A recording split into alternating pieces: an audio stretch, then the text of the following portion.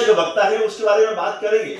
अगर आप इसको अगर संविधान में देखेंगे तो मूल जो संविधान है उसके अंदर 299 जो जिन लोगों ने इसको बनाया था 299 लोगों की उसके अंदर हस्ताक्षर है और लगभग 22 का लगभग क्या 22 कलाकृतियां बनी हुई है इसके अंदर उकेरी गई है।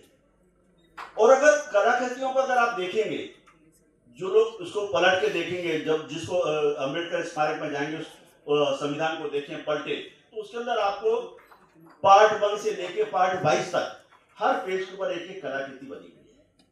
मैं सबके ऊपर बहुत डिटेल में नहीं जाऊंगा।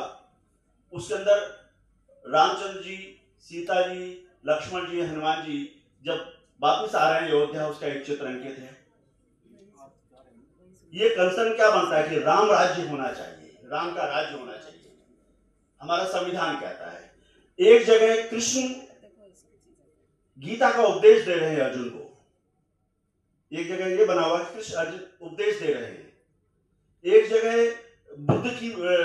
बुद्ध बने हुए, एक जगह आप कलाकृति है वो महावीर की बनी हुई है, भगवान नटराज की मूर्ति है। ये सभी चीजें जो हमारी संस्कृति से जुड़ी हुई है, अगर हम संविधान को संस्कृति के साथ जोड़कर पढ़ने की कोशिश करेंगे तो हम एक सुसंस्कृत और संस्कारवान पीढ़ी को तैयार कर पाएंगे। मेरा मानना है कि जो बच्चा जो युवा हमारे संविधान को सही ढंग से पढ़ लेगा, उसकी आत्मा को समझ लेगा, वो संस्कारवान होगा।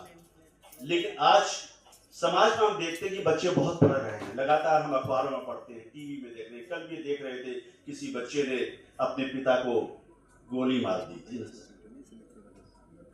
किसी को ड्रम में बंद किया जा रहा है, कोई कुछ और बोल रहा है। बच्चों की भाषा जो आपस में बातचीत की भाषा है वो भी अलग तरह की होगी। जो हम मेट्रो में सामान सिटी में पढ़ते हैं देखते हैं, जो भाषा हम लोग बोल रहे हैं, जिस तरह का व्यवहार हम कर रहे हैं, जिस तरह के माता पिता का सम्मान की बात हो रही है, जिस तरह से मैं बार बार ये भी कहता हूँ कि बच्चे माता पिता ये जो पीढ़ी है आदरणीय प्रचार्य सर, हमें लगता है कि हमारी जो जनरेशन है वो सैंडविच जनरेशन है।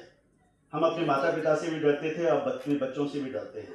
ये हमारी सैंडविच जनरेशन है। एक या दो बच्चे हैं, बच्चा कहीं जाने लग जाता तो कहते हैं कि कहाँ जा रहे हो, तो मुझे मेरी जिंदगी है, मैं अपने ढंग से जीना चाहता हूँ, आप मुझे टोकते क्यों हो।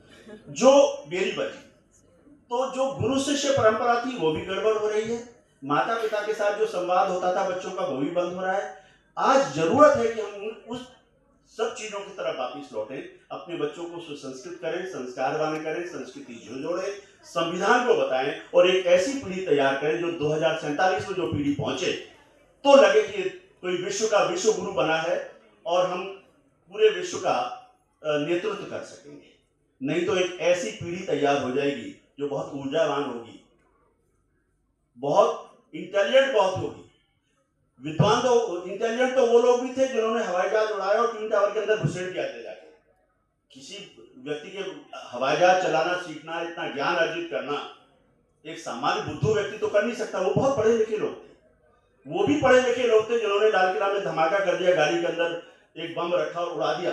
वो भी सभी डॉक्टर थे जो अभी पकड़े गए, वो सब पढ़े लिखे लोग थे। पढ़ाई लिखाई एक अलग चीज है, विद्वान होना अलग चीज है और संस्कारवान होना अलग चीज है। देश के प्रति सम्मान रखना अलग चीज है, संविधान को की तरफ संविधान से जो चलना अलग चीज है। इस कार्यशाला का उद्देश्य भी यही है, हम संस्कारवान पीढ़ी को तैयार कर देना चाहते हैं। नहीं तो 2047 में जो युवाओं की भीड़ होगी वो दिशाहीन हो जाएगी और हमारा जो संकल्प है विकसित भारत का, हमारा जो संकल्प है कि हम देश पहली अर्थव्यवस्था बने, संकल्प है कि विश्व का हम नेतृत्व करें, वो कहीं ना कहीं उसके ऊपर प्रश्न चिन्ह लग जाएंगे। आज हम सब लोग यहाँ मिलकर इस बात का प्रण लें, चाहे वो शिक्षक हैं, चाहे वो युवा बैठे हैं, हम सब लोग इस देश को आगे बढ़ाएंगे और 2047 का एक विकसित भारत की नींव रखेंगे।